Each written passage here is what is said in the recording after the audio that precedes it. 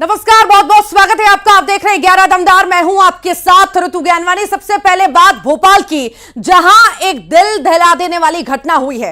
आग लगने से पति पत्नी जिंदा जल गए। आग से जलकर घर का पूरा सामान राख हो गया। वहीं बिस्तर पर पति पत्नी के हड्डियों की राख मिली है, जिसे पोटलियों में बांधकर पुलिस जांच के लिए ले गई है।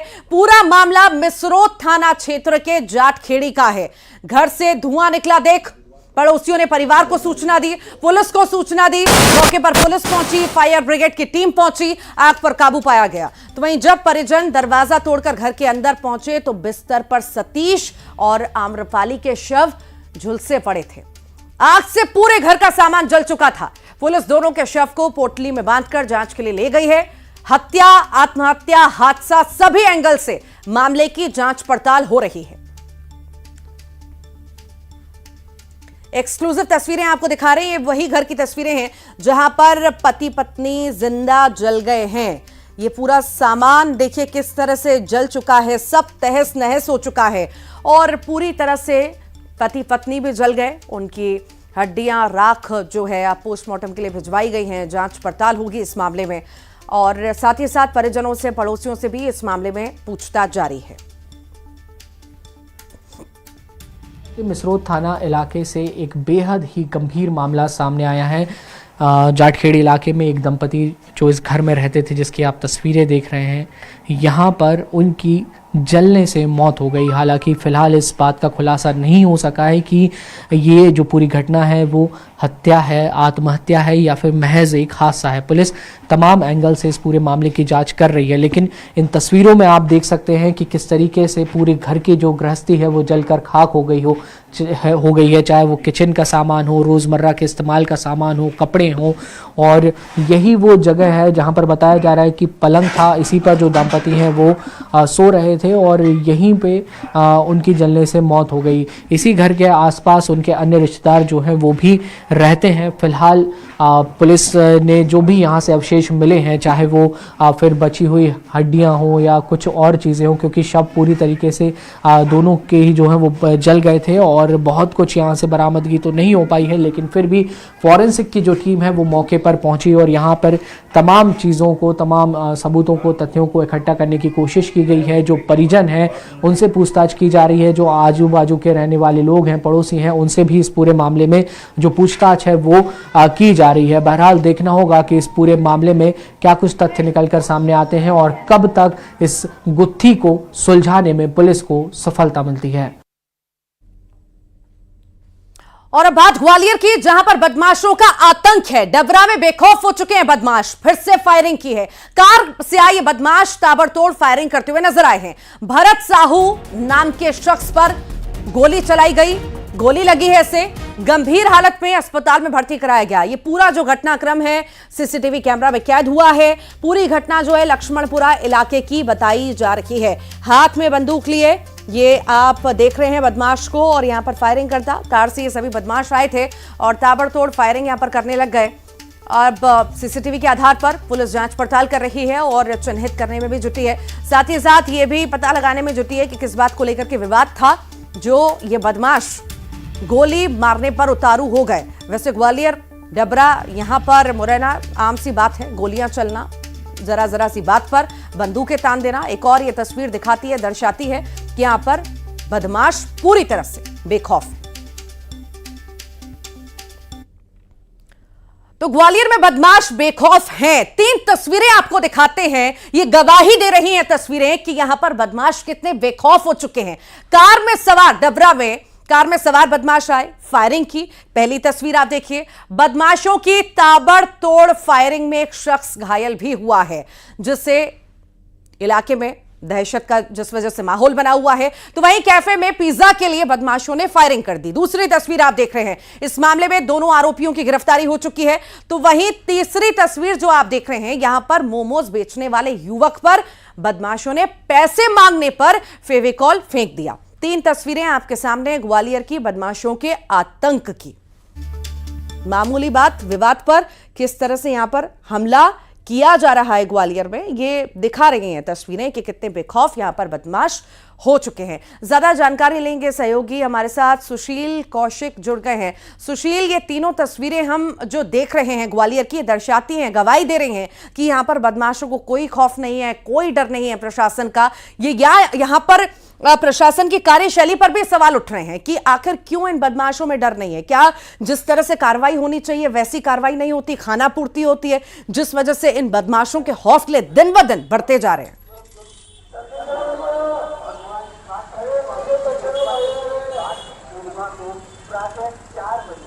सुशील, बिल्कुल सही बात है। देखिए, ग्वालियर की अगर बात करें तो ग्वालियर में बदमाशों का कितना आतंक है वो बीते 48 घंटों की घटनाओं को देखकर समझा जा सकता है। पुलिस का बिल्कुल खौफ नहीं है, ये घटनाएं साफ करती है। ग्वालियर में आपको बता दें कि डबरा में कल रात को 1:45 बजे के करीब लक्ष्मणपुरा इलाके में करीब 5 बदमाशों ने आकर फायरिंग की, जिसमें भरत साहू नाम के शख्स को गोली लगी है, जिसे घायल हालत में पहले डबरा अस्पताल ले जाया गया, वहाँ से फिर हालत ज़्यादा बिगड़ने के चलते ग्वालियर में भर्ती कराया गया है। इसके पहले देखें तो कल रात की ही बात है कि पुरानी छावनी इलाके में सोहेल खान जो मोमोज का ठेला लगाते हैं, उसके ऊपर 2 बाइक सवार बदमाश आते हैं और फेविकोल फेंक कर चले जाते हैं, उसे फेविकोल लगा देते हैं उसके मुंह पर, उसे अस्पताल में लाया गया। इसके अलावा तीसरी घटना बीती रात की ही है, जहां कैफ़े में आकर पिज्ज़ा लेने के लिए 2 युवकों ने फायरिंग कर दी और उसके बाद बंदूक की नोक पर डराया धमकाया। अब आप देखिए, तीनों घटनाएं ये साफ करती है कि कहीं न कहीं बदमाशों का और हथियारबंद लोगों का कितना आतंक है और पुलिस का उनमें ज़रा भी खौफ नहीं है। हालांकि पुलिस ने इस मामले में जल्द ही गिरफ्तारी की बात कही है, डबरा वाले मामले में आरोपियों की, क्योंकि इसमें सीसीटीवी फुटेज आया है, उसके आधार पर इसमें शिनाख्त की जा रही है। ग्वालियर की बात करें तो जो कैफे में फायरिंग हुई थी, उस मामले में 2 आरोपियों को गिरफ्तार किया। अब आरोपियों को भी आप सुनकर जानकर हैरान रह जाएंगे। एक आरोपी अंकित शर्मा जो मंडी इंस्पेक्टर श्योपुर में तैनात है, उनका बेटा है। दूसरा आरोपी विशाल सिंह यादव है, जो ग्वालियर का रहने वाला। गोलियां चला देना इन बदमाशों के द्वारा, अगर अभी इस पर रोक नहीं लगाई गई, समय रहते अगर इन पर कड़ी कार्रवाई नहीं हुई, तो आने वाले समय में आखिर कितनी चीजें बढ़ सकती हैं, कितने लोगों की जान जा सकती है, ये भी कहीं ना कहीं डराने वाला है। बहुत शुक्रिया फिलहाल जानकारी को साझा करने के लिए सुशील।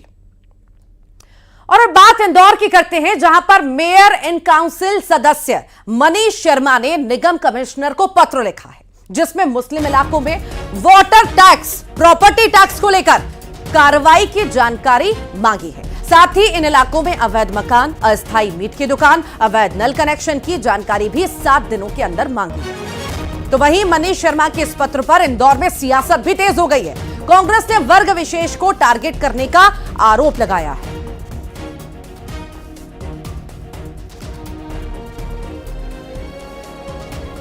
तो मेयर एंड काउंसिल सदस्य हैं, इन्होंने ये लेटर लिखा है जो आप अपने टेलीविजन स्क्रीन पर देख रहे हैं। इन्होंने कमिश्नर को पत्र लिखा है, निगम कमिश्नर को पत्र लिखा है।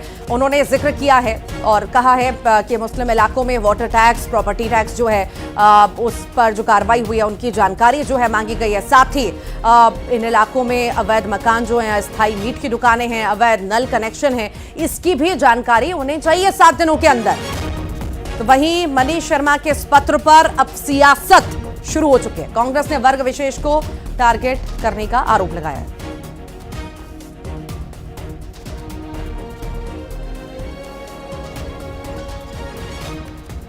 हमारे साथ कांग्रेस नेता हैं अमीन उल खान, हमारे साथ जुड़ गए हैं। सर, स्वागत है आपका। अब सियासत इस मुद्दे पर, पहले तो मेयर एंड काउंसिल जो है पूरी तरह से डिटेल्स मांग रहे हैं कि जो मुस्लिम इलाकों में वाटर टैक्स को लेकर के कार्रवाइयां हुई हैं, प्रॉपर्टी टैक्स हैं, आखिर किसने भरे नहीं भरे, साथ ही साथ जो है मकान हैं, अस्थायी मीट दुकानें हैं, उनको लेकर के रिपोर्ट इनके द्वारा मांगी गई है। किस तरह से आप देखते हैं इसे?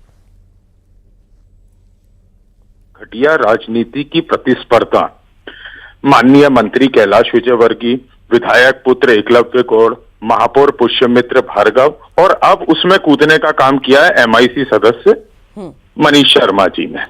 आपको याद होगा कि अभी कुछ ही दिन पूर्व इन्हीं इलाकों का नाम लेके महापौर जी ने बोला था कि हमारे इलाकों में क्यों चेकिंग कर रहे हो, इन इलाकों में जाइए।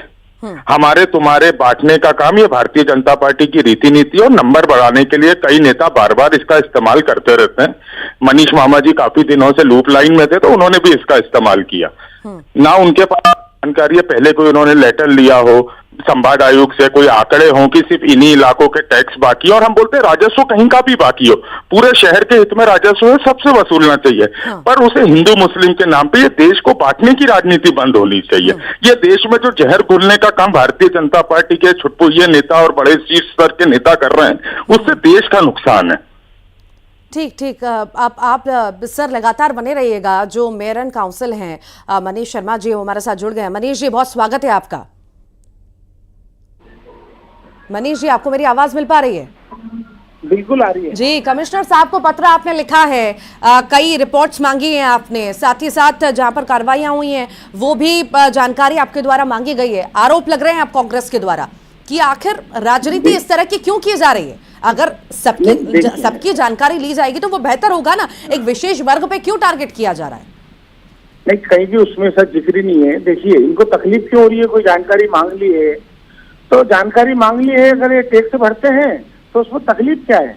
और देखिए, बात वाली नहीं है, योजनाओं का लाभ सबको दिया जा रही है, उसमें कोई पक्षपात नहीं है। सड़कें सभी की बन रही है, पानी सबको दिया जा रहा है, इसमें कोई पक्षपात नहीं है। टैक्स भरने में आप मेरी बात सुनिए, बीच में मत बोलिए, हमने भी आपकी कोई बात सुनी है। आप हमारी बात सुनिए। हाँ, बोलिए मनीष जी, आप बोलिए, आप अपनी बात रखिए। टैक्स बकाया है, आपका टैक्स पूरा नहीं भरा हुआ है, पिछले 3 सालों से आपका टैक्स बकाया है। इनको तकलीफ क्या हो रही है? टैक्स नहीं। अरे आपके घर का तो टैक्स भर लीजिए, सुनने में आया है कि आपके घर का ही टैक्स बकाया है। भैया, मेरे यहाँ का कोई टैक्स नहीं बाकी है, और हमारे जानकारी लग रही है, आप ट्विटर पर डाल के एक लेटर अपने टैक्स की रसीद डालिए कि आपने कितना टैक्स भरा हुआ है। अच्छा, ठीक है। नोटंकी करने के नहीं है, पूरे शहर में राजस्व वसूलिए। खान साहब सुनिए, 2 मिनट रुकिए। शर्मा जी, मुझे ये बताइए, जो आपने पत्र लिखा है, सिर्फ क्या वहां पर मुस्लिम परिवारों को लेकर के ही आपने पत्र लिखा है या सबका जिक्र किया? ये जानकारी दीजिए आप। देखिए, उसमें कहीं भी हमने क्षेत्र की जानकारी मांगी है, हमें शिकायत आई है कि यहाँ से टैक्स नहीं भराता है, यहाँ नल के बिल नहीं है, अवैध नल कनेक्शन है। तो मैं एक जनप्रतिनिधि के नाते मेरा कर्तव्य है कि नगर निगम में टैक्स की भरपाई होगी तो रोड बनेगी। सड़कें तो सभी जगह बनती है। बहुत सारे इलाके, शर्मा जी, बहुत सारे इलाके जहाँ से टैक्स नहीं आता, बड़े बड़े लोगों के यहाँ से करोड़ों रुपए टैक्स बकाया है। और बात यह है, विशेष वर्ग की यहाँ पर बात हो रही है कि अगर विशेष वर्ग को टारगेट किया जाएगा तो सवाल उठेगा। तकलीफ क्या हो रही है? टैक्स की जानकारी मांगना, टैक्स भरवाना, इनको तकलीफ नहीं होना चाहिए। दूसरा, जब कांग्रेस की बात कर रहे हैं तो कांग्रेस की जब परिषद थी और कांग्रेस की मध्य प्रदेश में सरकार थी, बिजली नहीं थी, लाइट नहीं थी, रोडें नहीं थी, सड़कें नहीं थी। आज चोमू का विकास हो रही है, इनके पास कोई मुद्दा नहीं है, सिवाय नोटंकी करते हैं, फिजूल की बातें ये करते हैं। नहीं, ठीक, आपकी सारी बात मानी जाती है, पर यहाँ पर देखिए, अगर सिर्फ जिक्र एक विशेष वर्ग का होगा तो शर्मा जी सवाल उठेंगे और उसका जवाब आपको देना होगा। बने रहिए। खान साहब, जवाब दीजिए कि अगर रिपोर्ट मांगी गई है, जानकारी मांगी गई, तो गलत क्या है? जो पैसा वसूलना है वो तो वसूला जाएगा ना समय से। देखिए, पैसा वसूलने में, राजस्व इकट्ठा करने में किसी को बुराई नहीं है। शहर की जानकारी मांगी है, कौन से क्षेत्र पीछे। अभी पिछले चैनल पे ये थे तो इन्होंने बोला कि मेरे पास जानकारी आई, ये क्षेत्र पिछले, तो मैंने लेटर मांगा। तो मामा जी के पास लेटर देने की स्थिति नहीं थी। सरकार का, शासन का कोई लेटर दे दें, नगर निगम का दे दें कि इस इलाके में 90% टैक्स बकाया, 50%, कोई जानकारी नहीं है। अपनी फिसलती हुई जमीन, अपनी फिसलती हुई राजनीति को चमकाने के लिए हिंदू मुस्लिम करना इनकी पुरानी रीति नीति है, और कुछ भी नहीं है। और कुछ भी नहीं है। जानकारी लगाते, कोई भी आपके खुद के घर का टैक्स बकाया है और आप दूसरों के आंगन में कर रहे हैं। 7 दिन बाद अगर हमें जानकारी नहीं मिली तो हम खुद जाएंगे। टैक्स वसूलना है तो सबसे वसूला जाएगा, सबको लेटर जारी होगा, यही नियम बोलता है, एक विशेष वर्ग को नहीं। और दूसरा ये है कि किसी भी विशेष वर्ग का हो, अगर आपका टैक्स बकाया है तो आपको समय पर देना होगा। फिलहाल बहुत शुक्रिया आप दोनों का ही जुड़ने के लिए। मिथिलेश हमारे साथ जुड़े हुए हैं। मिथिलेश, राजनीति अब शुरू हो चुकी है टैक्स को लेकर के। ये शर्मा साहब बोल रहे हैं कि मुस्लिम इलाकों में जो है टैक्स, जो है वाटर टैक्स जो है, उससे लेकर के जानकारी दो, प्रॉपर्टी टैक्स को लेकर के जानकारी दो, अवैध मकान है, अस्थाई मीट दुकानें हैं, नल कनेक्शन है। आखिर ये जो स्थिति है कैसे इस तरह देखें? और जो लेटर है, लेटर में आखिर क्या सिर्फ मुस्लिम एरिया का ही नाम है, ये भी जानकारी दीजिए। खासकर खजराना, चंदन नगर और मुंबई बाजार, इन क्षेत्रों का, आज़ाद नगर, जिन क्षेत्रों का जिक्र किया गया है, ये पूरे जो क्षेत्र है ये मुस्लिम बाहुल इलाके वाले हैं। यहाँ पे अगर आबादी देखा जाए तो 90% से ज़्यादा जो आबादी है वो मुस्लिम वर्ग से आती है। अब इन क्षेत्रों के नाम के साथ में पत्र लिखा गया, उस पत्र में ये उल्लेख किया गया कि इन स्थानों की, ये जो इलाके, यहाँ की जानकारी चाहिए नगर निगम कमिश्नर से 7 दिन के अंदर कि यहाँ पर कितनी अस्थायी मीट की दुकान है, कितने अवैध मकान है, कितने अवैध नल कनेक्शन है, संपत्ति घर भरा गया कि नहीं भरा गया, प्रॉपर्टी टैक्स कितने लोगों ने भरा, कितने लोगों ने नहीं भरा। तो बाकायदा इन सब चीज़ों का जिक्र है और 7 दिन के अंदर जो MIC है मनीष शर्मा, उन्होंने बाकायदा नगर निगम कमिश्नर को एक पत्र लिखकर 7 दिन के अंदर इसकी जानकारी मांगी है। उन्होंने कहा 7 दिन के अंदर नगर निगम कमिश्नर जो है इस बात से उनको अवगत कराए कि कितने लोग वहाँ पर संपत्ति टैक्स भरते हैं, कितने लोगों के घर में नल कलेक्शन है। देखिए, इस पर सियासत इसलिए और बड़ी हो गई क्योंकि अगर कुछ दिन पहले की बात करते हैं इंदौर की, तो दीपावली में छतरीपुरा विवाद में पटाखे फोड़ने को लेकर एक बड़ा विवाद हुआ। दीपावली के अगले दिन का विवाद था, उसके 2 से 3 दिन बाद मस्जिद के बाहर एक पोस्टर लगा हुआ था, उसको लेकर एक बड़ा विवाद देखने को मिला और उस वक्त जमकर बीजेपी और कांग्रेस दोनों के आमने सामने बयानबाजी भी देखने को आए थे। अब लेकिन ये जो सियासत हो रही है वो पत्र पर शुरू हो चुकी है, क्योंकि इस बार जो पत्र लिखा गया है वो मुस्लिम इलाकों के नाम से ये पत्र लिखा गया और बाकायदा उसकी जानकारी मांगी गई है। तो कहीं ना कहीं इस पर सियासत तो होनी थी। अब कांग्रेस लगातार बीजेपी पे हमलावर है और अब इस पर कहीं ना कहीं अब सियासत जो है वो तेज हो चुकी है। बात यह भी है कि एकदम से कहां से ये मुद्दा उठ गया। इतने लंबे वक्त से अगर टैक्स नहीं दिया जा रहा था या अवैध कब्जा कर रखा था या अलग अलग दुकानें बना दी गई थी मीट की, तो तब से कहां थे? तब से कार्रवाई क्यों नहीं हो रही थी? तब से जांच क्यों नहीं हो रही थी? फिलहाल बहुत बहुत शुक्रिया जानकारी को साझा करने के लिए मिथिलेश। चलिए आगे बढ़ते हैं और बात करते हैं नए डीजीपी साहब की। मध्य प्रदेश में पुलिस के नए मुखिया को लेकर कवायद तेज हो चुकी है। जी हां, हफ्ते भर में तय हो सकता है नए डीजीपी का नाम। इसी महीने 30 नवंबर को रिटायर हो रहे हैं मौजूदा डीजीपी सुधीर कुमार सक्सेना। नए डीजीपी को लेकर प्रदेश और केंद्र के बीच अफसरों के नाम पर लगातार मंथन जारी है, बैठकें जारी हैं, चर्चाएं हो रही हैं। प्रदेश सरकार ने डीपीओटी को 9 नामों का पैनल भी भेज दिया है, जिस पर खूब मंथन हुआ। अब केंद्र सरकार जो है 9 में से 3 नामों का पैनल जो है बनाकर प्रदेश सरकार को भेजेगी।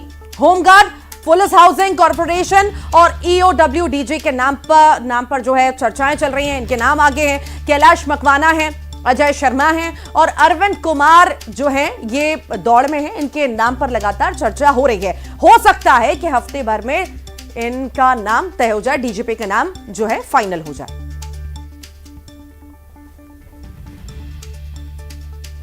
बैतूल का जिक्र करते हैं, रफ्तार का कहर एक बार फिर देखने को मिला है। तेज रफ्तार कार 2 ट्रकों से टकरा गई और कार के परखच्चे उड़ गए हैं। यह भी बताया जा रहा है कि नशे की हालत में ड्राइवर कार चला रहा था और यह हादसा पेश आया है। हादसे में कार ड्राइवर को गंभीर चोट आई है। हादसा बैतूल ऑयल मिल के पास हुआ है।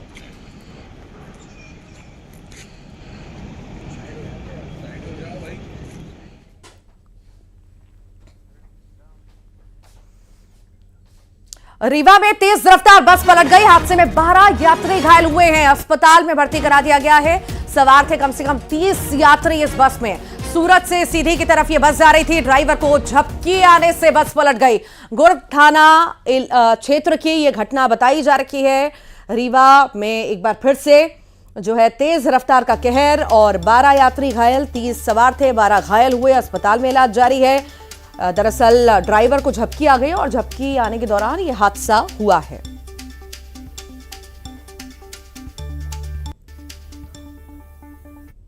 छतरपुर में जुए के फर पर पुलिस टीम ने छापेमारी की है। होटल के कमरे से 18 जुआरियों को गिरफ्तार किया। इसी दौरान 20 लाख रुपए भी बरामद हुए हैं। लग्जरी गाड़ी, मोबाइल भी जब्त किए गए। खजुराहो थाना पुलिस के साथ नौगांव एसडीओपी ने यह कार्रवाई की है।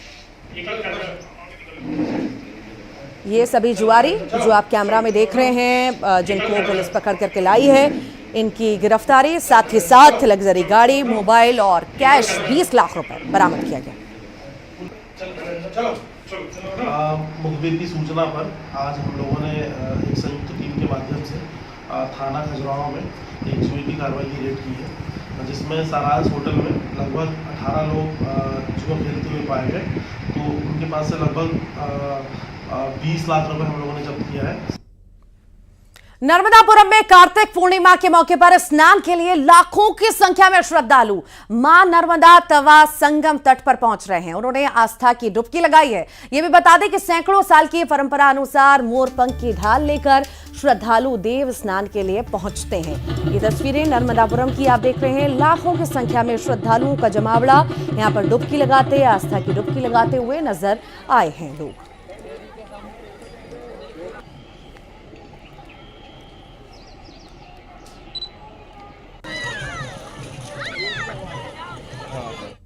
तो वहीं उज्जैन में कार्तिक पूर्णिमा के मौके पर श्रद्धालुओं ने शिप्रा नदी में आस्था की डुबकी लगाई। इस मौके पर यहां पर श्रद्धालुओं की भारी भीड़ देखी गई। आपको बता दें कि कार्तिक पूर्णिमा पर शिप्रा नदी में डुबकी लगाने का खास महत्व है।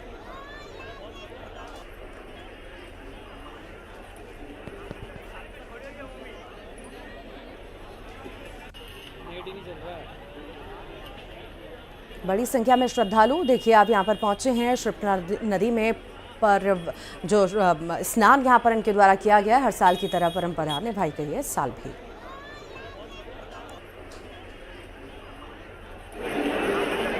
और इस वक्त आपको सीधी तस्वीरें शहडोल से दिखाएंगे, जहां पर सीएम डॉक्टर मोहन यादव मौजूद हैं। आदिवासियों का कार्यक्रम है जिसमें शिरकत करने के लिए पहुंचे।